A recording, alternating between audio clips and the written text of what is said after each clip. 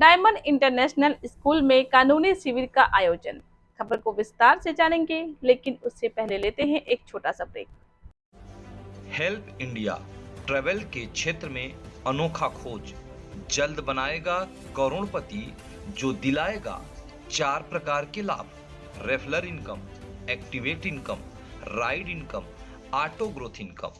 तुरंत जुड़े, सोचेंगे तो पछताएंगे।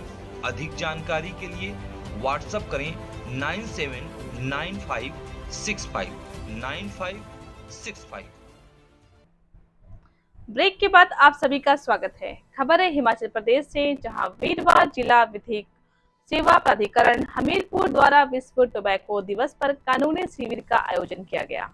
यह शिविर जिला हमीरपुर के पट्टा में स्थित डायमंड इंटरनेशनल स्कूल में किया गया। इस शिविर में लगभग 150 बच्चे ने भाग लिया, जिसमें कक्षा 6 से 10वीं के विद्यार्थी शामिल थे। हमीरपुर जिला न्यायालय से अधिवक्ता अमित शर्मा ने बच्चों को मौलिक कर्तव्यों, धूम्रपान के नुकसान, भारत के संविधान की प्रस्तावना, मोटर व्हीकल एक्ट के बारे में जानकारी दी। देखिए हिमाचल प्रदेश से स्टेट इंचार्ज रतन चंद की रिपोर्ट। फंडामेंटल ड्यूटी जो आर्टिकल 51A के अंदर है, तो 51A जो है भारत का संविधान को बताता है फंडामेंटल ड्यूटी कि हम सिटीजन से भी हमारा संविधान को चाहता है। जैसे हमें कुछ अधिकार मिले हैं, तो हमारा संविधान भी हमारे चाहता है कि हम भारतीय होने के नाते हम अपने देश के लिए क्या क्या कर सकते हैं। तो उसमें सबसे पहले ये फंडामेंटल ड्यूटीज हमारी जो आती है वो आती है to respect the national flag and national anthem. आप स्कूल में करते हैं तो नेशनल एंथम होती है ना, तो आप सीधे करते हैं ना, तो ये हमारे संविधान का जो एक फंडामेंटल ड्यूटी है, ये उसका ही एक पार्ट है। हमारे राष्ट्रीय ध्वज जो है उसका सम्मान करना, ये भी हम सभी भारतीयों का एक कर्तव्य है। इसी के साथ आपको पता है कि नेशनल एंथम गाने में कितना समय लगता है? 52 सेकेंड।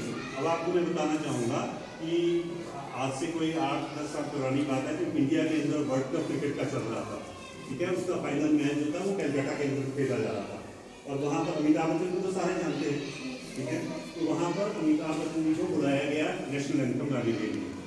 और अमिताभ बच्चन जी ने जब वहाँ नेशनल एंथम गाई, तो उन्होंने 1 मिनट और 2 सेकेंड उसको गाने के लिए लिए, और उनके ऊपर इसी चीज़ के ऊपर उनके ऊपर केस चल पड़ा, क्योंकि उन्होंने बराबर समय के अंदर उसको नहीं गाया था। जिसको बोलते हैं पैसिव स्मोकर, ठीक है ना, सिगरेट कोई और पी रहा है लेकिन उसका धुआं कोई और भी ले रहा है, ठीक है ना, जो साथ में खड़ा है उसको भी धुआं जा रहा है उसके पेट में, तो वो उसको भी रुकना है, उसको उससे ज़्यादा नुकसान हो सकता है, क्योंकि सिगरेट पीने वाला तो फिर फिल्टर के साथ सिगरेट का धुआं अपने अंदर ले रहा है, लेकिन पैसिव स्मोकर जो है वो उसको डायरेक्ट धुआं उसके अंदर जा रहा है और उससे उसके फेफड़े खराब हो रहे हैं। आपने देखा होगा कि जगह जगह पर गवर्नमेंट ने साइन बोर्ड लगाए हुए हैं कि यहाँ पर सिगरेट पीना मना है, ठीक है, बसेस में लिखा होता है, आपने बसेस में पढ़ा होगा, इवन हॉस्पिटल्स में लिखा हुआ है, हर जहाँ पर भी गवर्नमेंट इंस्टीट्यूशन है वहाँ पर लिखा होता है कि सिगरेट पीना, धूम्रपान करना मना है।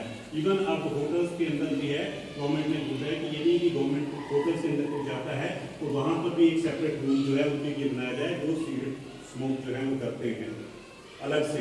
उसका मेन रीज़न क्या है कि ताकि किसी के सिगरेट पीने से जो वहाँ पर लोग बैठे हैं उनको नुकसान ना हो, ये मेन मोटिव है। तो हिमाचल के अंदर जो है पहले हिमाचल के अंदर 1997 में इसके ऊपर एक्ट जो है वो बना, हिमाचल के अंदर जो हिमाचल सरकार का अपना एक्ट था, लेकिन बाद में जो है 2003 में भारत सरकार के द्वारा भी इस पर जो है वो एक्ट जो है वो बनाया गया। उसमें लिखा गया कि जो आदमी मान लो सार्वजनिक स्थल, सार्वजनिक स्थल समझते हैं आप कौन से होते हैं, जैसे कि सड़क पे चल रहा है या हॉस्पिटल में चल रहा है या स्कूल में चल रहा है, वहाँ यदि कोई आदमी सिगरेट पीता है और वो पकड़ा जाता है तो उसको 200 रुपया जुर्माना हो सकता है, उसको 200 रुपया जुर्माना लगेगा।